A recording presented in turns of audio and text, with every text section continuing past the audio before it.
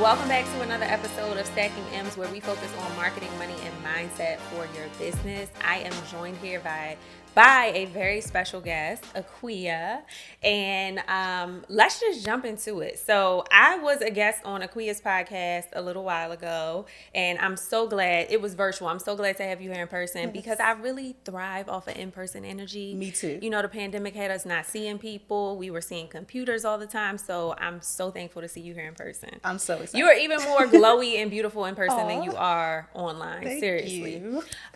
So Akua, tell us a little bit about you. Mm-hmm. I don't know if she's going to say this, so I'm going to save it. But yeah, tell us a little bit about you, what you've done, a little bit about how you got into the beauty industry. Okay. So it's a long journey. I would have to go back to maybe about college. I'll go back to college time. I really did not want to go to college, to be honest. I wanted to go straight to cosmetology school out of high school. My plan was to have a hair salon, open up my own little business, and life was going to be great. But when I graduated, I was 17. So I didn't really have much choice in the matter. My mom and my counselors were like, well, you need a backup plan. You got to go to college and everything. So I did go to college. I have a 4-year degree, a bachelor's in IT that I've never used because I graduated around the recession time. So no one was hiring at the time, even for IT. People were surprised when I tell them that. But I remember going on so many, just applying to so many jobs. And I got one interview for an IT job, and I failed an assessment before they interviewed me. And I was walking out there crying, because I felt like I had done everything that I was told to do. Like, they tell you to go to school, get a job, and then get a career. But I had done that, and I didn't have anything to show for it at the time. So I kind of just worked all types of jobs just to have money in my pocket. And it got to the point where I just don't like working for people, for real. I don't like working for people. And I was like, what can I do to make money that I like? And at that time, it was makeup. I was getting into makeup. I was 26 years old at the time. Never had worn foundation before. Just watching YouTube, trying to put lashes on. It was a whole mess. But I'm the type of person too that if you show me how to do something, more than likely I can pick it up. So I'm really big on investing in myself, or just getting a course, or just teach me how to do it. So I went to a 6-week makeup program at a school in DC called Bennett Career Institute. I'm born and raised in DC. Forgot to mention that. DC proper for all my DC Yes, heads. DC proper. Yes. We're not talking about Maryland. We're not talking about Virginia. Right. DC proper. DC proper. So I went to Bennett Career Institute, did their 6-week makeup artistry program, and pretty much kind of ran with it after that. Was telling everybody I was a makeup artist. People were surprised because at that point, like I said, I had never really worn makeup myself. So I think people were kind of just sitting back for a little bit just to see what I was going to do with it. And I've had so many amazing opportunities in the beauty industry that I really just attribute to networking, just meeting people, being myself, I guess, being a genuine good person, genuinely wanting to get to know them and build relationships. And then when opportunities came across, they would think about me. So I've gotten to do things like Love and Hip Hop, Atlanta and New York reunions, Bad Boy reunions tour with Total. Take that. Yes, take that. So many things. An off-Broadway play in San Francisco. I stayed there for a month working on the play. Awesome. And the list goes on. Housewives of Potomac, but literally every huge opportunity that I have gotten in the beauty industry has literally come from networking. It hasn't been me applying, or it's literally somebody I met, they remembered me, and I got the opportunity that way. So, yeah. So I want to touch on a few things because you gave us a lot, right? So for the people who, there may be someone here watching who is thinking or being, I don't want to say pressured, but you're being told you need to do something, and you know that is not the right thing for you. That's not what is sitting in your spirit, right? And I think with our generation especially, and my husband experienced this as well, we were told you have to go to college. There was no question about it. Your parents made you do it. But for the people that, now hindsight is 2020, and, in the future, if you have nieces and nephews, children, whatever, how would you guide them throughout that process? Because a lot of times, and before you answer the question, a lot of times what ends up happening is we become our parents and unconsciously, right? So I want to hear from your perspective, if you had a daughter, how would you be guiding her at this point in time if she was trying to decide to go to school or to do something that she really didn't feel like she was meant to do, Yeah. and she wanted to do something else? What would that conversation be like? You Like, what would know, you tell her? I would just try to be as supportive as I can, as long as my daughter is not going down like a negative path. As Like long as she ain't on the pole, like long as okay? she ain't on the pole or doing anything crazy like that, I would try my best to support her and maybe like try to walk her through it, to have a plan. Like, what is your plan for this? Like, what is the vision that you have, and possibly be able to provide or find resources for her to thrive in that area. And it's kind of hard to say because I don't like regret going to college and everything, because of my degree. I'm a lot more tech savvy than most like creatives are. Like, I could do a lot of techie stuff that they can't do. So it definitely plays a role like in my business, but I would just be supportive, because throughout my life, and I'm sure a lot of people's lives, like the beauty industry wasn't really a thing for me. Like, I didn't grow up with seeing hair and Me makeup and things either. like that. Yeah. So it's always a journey of like trying to figure out what you like anyway. So even though they might think that they want to do this thing right now, it might turn out to be something else. But just being as supportive as possible and not trying to like shoot down their dreams and make it seem like it's not a priority. Like, just have a plan. So let's talk about makeup right quick, because for those of you that know, some of you may not know, I'm just learning how to do my own makeup at, close to, I ain't going to put my age out there. But anyway, I'm just learning how to do makeup, right? It was not something that was in my family, right? It wasn't something that my mother did. Me either. Actually, no, here's a funny story. My grandmother used to wear foundation, and my mother and my aunt always would joke that she would look like a cloud because her foundation was too light. So I think I've always been averse to makeup Yeah. because of the negativity that I heard or experienced, when I was growing up. That makes sense. So for you, going into makeup, like you said, you weren't even wearing makeup.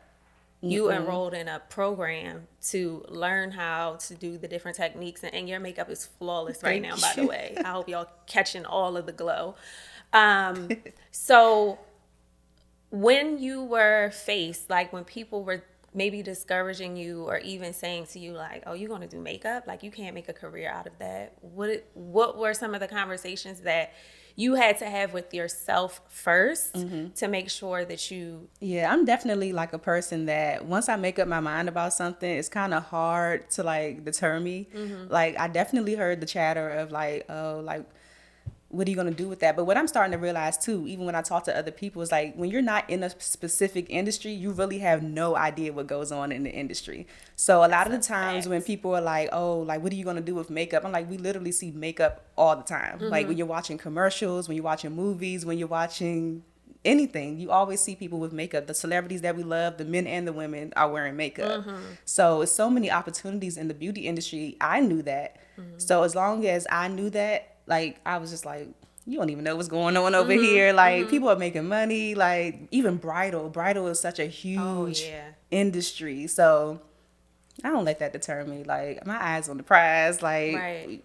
just sit back and watch when things start popping off. And that obviously played out well by you focusing on what your goal was and you knowing what the outcome was and what the results were that you were seeking. And here you are today. You've been on many different, you've been featured on many different shows, on many different platforms, work with many different artists. So I want to now talk about networking, because you brought that up a lot. And that's what we're talking about, networking. I want to talk about how that led to your community. Okay. So as far as networking, how did that land you the opportunities that it landed you?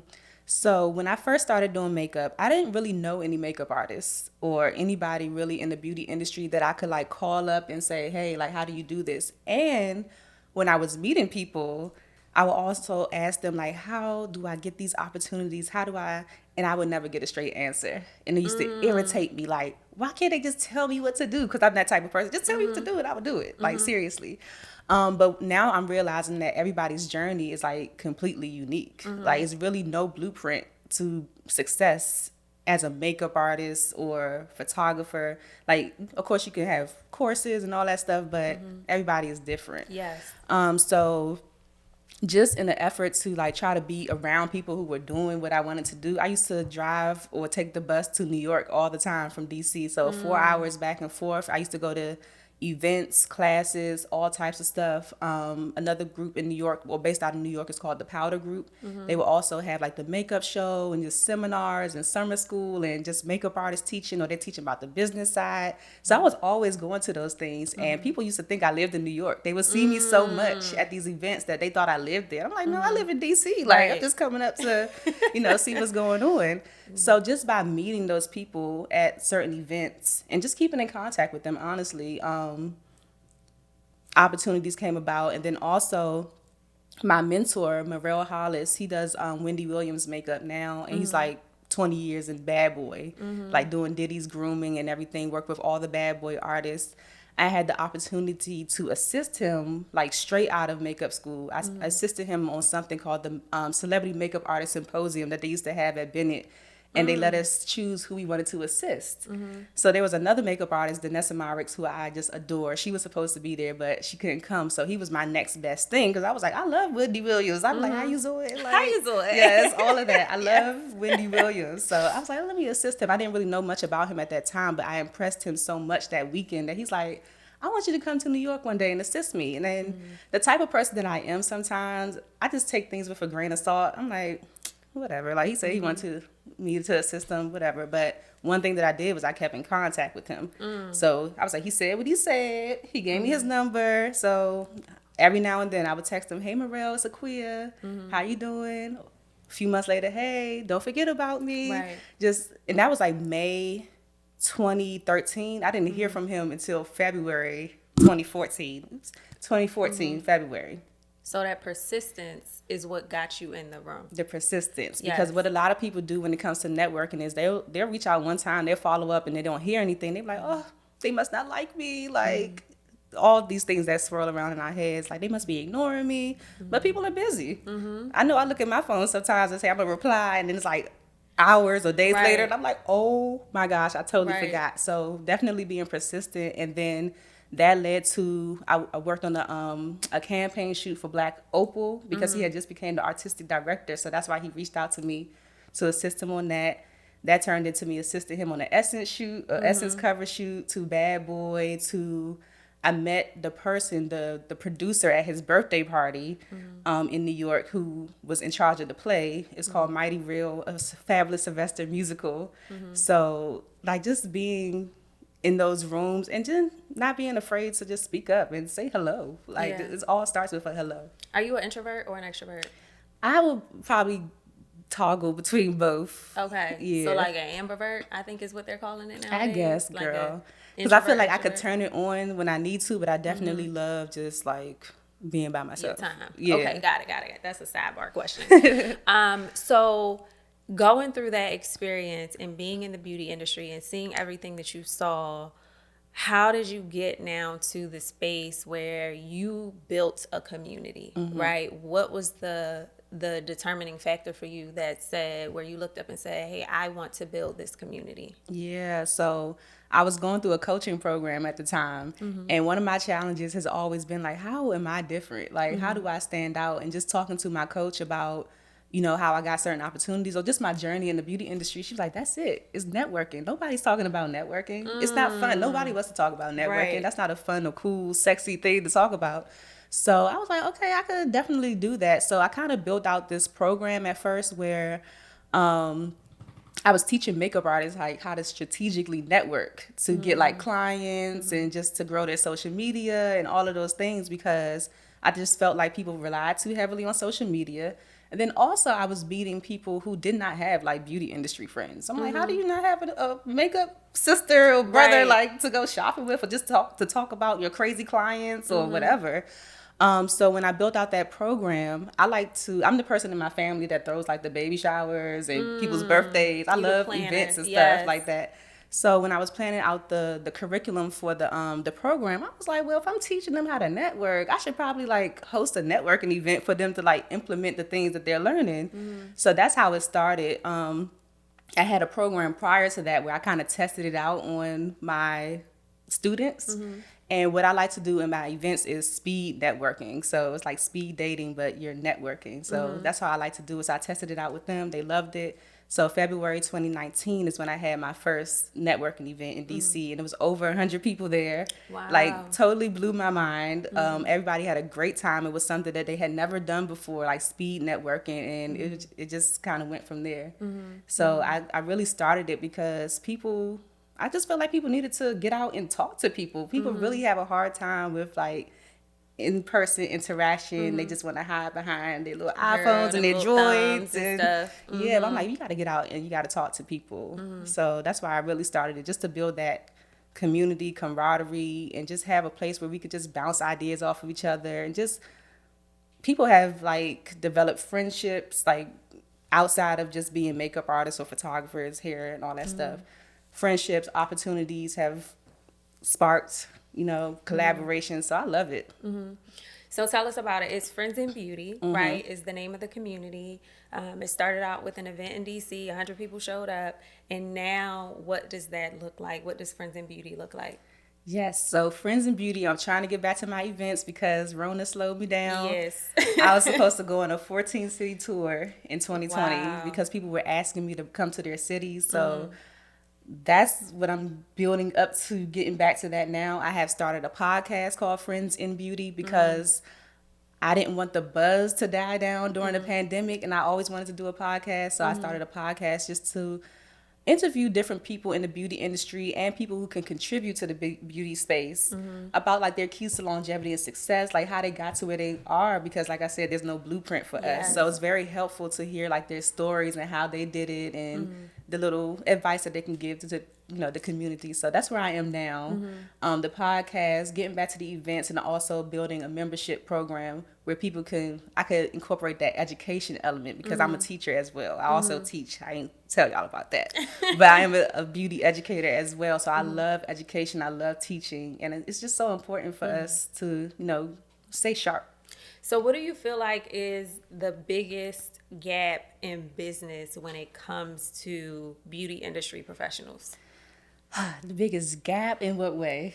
As far as them running their business. Oh my Whether that gosh. be a service business, like they're a makeup artist, or whether they are selling products, what is the biggest gap? Like, what are some of the trends that you've seen with beauty industry professionals, right, that get into business? What is that gap? I noticed that a lot of them first don't take the time to really know who they're targeting. It's kind of like, I do makeup, I do photography, I do hair. I want to take pictures of everybody, but I'm like, everybody's not your client. A lot of them don't, or a lot of us in the beginning don't take the time to really figure out who we want to work with. Not the people that are just going to come to us, but like, who do you want to work with? That's what I see a lot. And then like the business side of things, creatives are creative. They just want to live in the creative world and, paint and, just create. But when it comes to like the business side of things, it might be lacking. So like the finances, like keeping the finances in order, or the marketing and the advertising, everything is changing so much. But those are the main things I really see. And then also, aside from business, just the internal things of social media, comparing yourself to people, and the discouragement that you feel because you feel like you're not as far along as somebody else. And yeah. Let's talk about social media for a minute, because you mentioned something earlier about content, and content not being like the end all be all. I'm paraphrasing here, right? And then we talk about social media, or we just think about social media in general. When you were starting in your makeup artistry, was social media a big part of it? Girl, I was struggling with social media. The only reason I created Instagram was because I became a makeup artist. But social media was definitely a thing at that time. But It wasn't popping in. it was like just getting it was like just getting started. Yeah, Okay. just getting started. So do you feel like you had an advantage to other maybe makeup artists or creative professionals that are just getting started today with the comparison on social media? An advantage, I wouldn't say I had an advantage because I think I just really started to use my social media like properly within like the last few years. So I was just posting. I didn't really have a strategy, sort of say. And when I first started, I didn't know I was going to end up here No, either. I mean, as far as like comparing yourself to other people. Oh. Like the advantage of not comparing yourself to other people because social media wasn't as prevalent in, this space. I would Because say now you go on there, everybody's beating faces, client yes. this, wedding this, that, right? But back in the day, you pretty much found out about your makeup artist or your beauty professional through word of mouth, Yeah. right? I don't think I really went through that early on because I wasn't there yet. I was so focused on perfecting my craft that I wasn't really comparing like myself in that way. I was comparing myself in a way of like, how can I get it to look like this, or how can I get it to be a little bit better, but not looking at it as far as like I want to be like that or I want these opportunities too. Yeah. So I know a little bit about like the vision for your brand and for Friends in Beauty.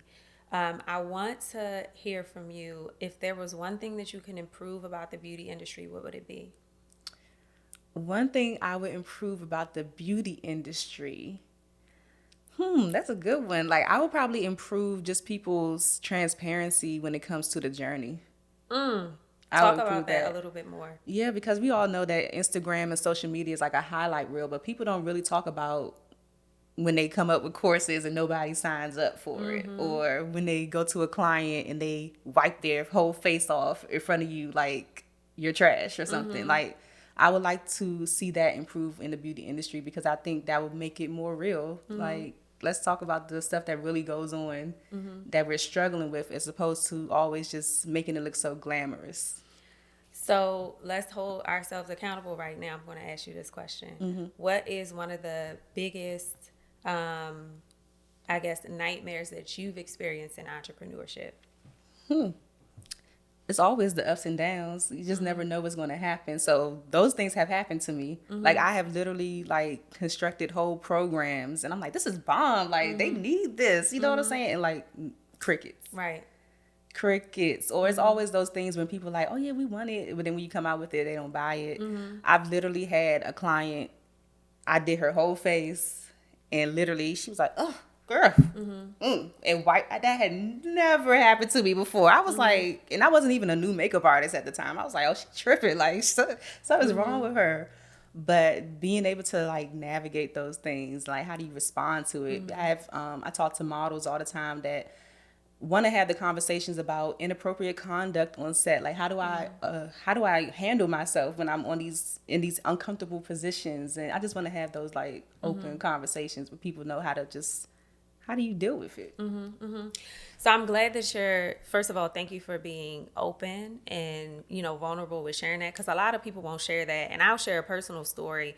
When I first got into, I guess, the online coaching world, because I had been doing side hustling for a while with regards to helping brands strategize and grow their sales through marketing and things like that. The first program I launched, it was February 2020, so right before the pandemic. I was hype. I had 200 people sign up for my webinar, and I think maybe 50 people showed up live, and then at the end of it, nobody signed up, right? Those are the things that a lot of people don't talk about. I've been very vocal about it. I've shared it on my social media, what that looks like.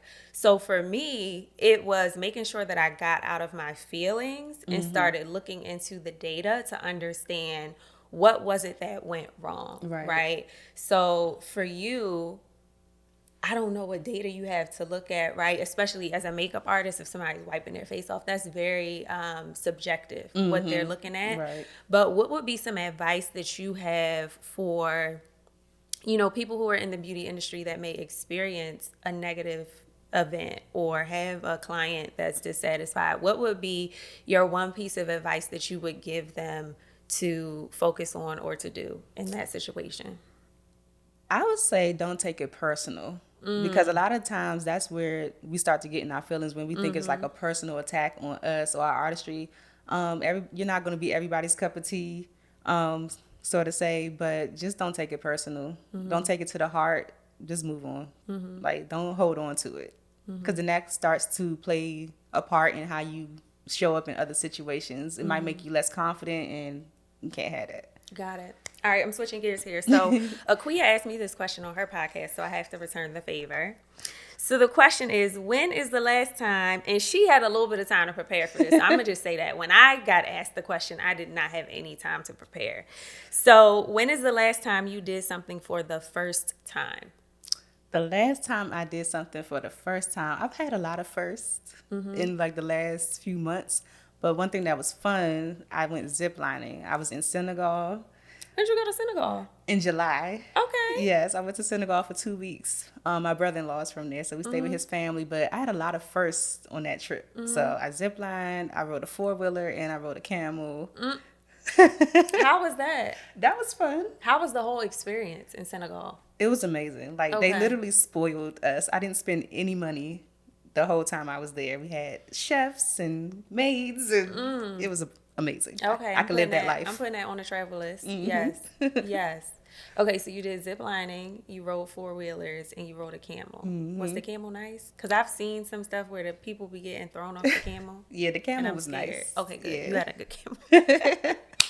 All right, listen. So we cannot end the podcast without asking our question about marketing, money, and mindset. So I'm going to say one of those words, and I want you to give me on a scale of 1 to 10, kind of where you sit with each of them. All Okay. right. So when it comes to your marketing, 1 to 10. Girl, 2, honey. All right, we're gonna have to talk. So when it comes to your money, where do you sit? I would say like an 8. Okay. And then what about your mindset? Mindset, 8. Okay, so 2, 8, 8. So let's talk about this marketing. You're at a 2. Why are you at a 2? And how can we get you to 8, 9, or 10? That's probably just me being in my head, because when I talk to other people, they're like, everything looks great. But for me, I'm like, no, I know what I want. You chasing perfectionism? Not perfectionism, but I have like a vision in my head that I just can't get out. So tracing that vision, I guess, because I know how I want stuff to be and how I want it to look. So when it's not like that, I'm like, this ain't it. Like, y'all think it's it, but this is not. It's almost there. So is it just the aesthetic things that you are struggling to The figure aesthetic out, or- and like the strategy too. Okay. Sometimes, because I feel like I do so much, so I'm always trying to make it make sense with everything that I do, where I'm not like confusing people, you know. Got it. Okay, so you have multiple things that you want to promote. Is that what you're saying? Yeah. And then you want to make sure that your audience does not get confused by it. Okay. So how have you done it in the past? Just be posting about everything. At the same time? At the same damn time? Yeah, I have to, because I have like the podcast, I Okay. got YouTube, the events. Now Okay. I'm doing the membership. Then I do makeup too. I don't even be posting my clients like that anymore. So it's like trying to make it all fit. Yeah. We've talked about this a little bit. So, and I do agree. I think it's you in your head a lot with the marketing, because you have what it takes, right? You know what you need to do. I think it's just actually doing it. And I'll say that for anybody, like if you are at a place where your marketing is on a 2, 5 or less, like a 2 is that we gonna have a sidebar conversation. I'm not even gonna do that on the podcast. We're gonna have a sidebar conversation because we need to get her out of this 2 status. It's just in my head. But yeah, all right. So then let's jump to the mindset. So if your marketing is at a 2 because it's in your head, and you're at an 8 for mindset, talk to me about that. That's the other 2. Oh, mindset's a 2? No, that's the other 2. I'm at an 8, so 9, 10. That's the 2. It would be like a 10. No, you don't get no 10. How you trying to add? I'm like, what? You can't add the numbers together. I was trying to do something. No, that make it make sense for me, girl. I was like, what is she talking about? Okay, no. All right, so mindset's at an 8. Is that personal? Yeah, personal. Business? Okay, it's personal. Mindset and business. Mindset and business, I'll probably say like a 6, 7. Okay, that's still pretty strong. That's pretty strong.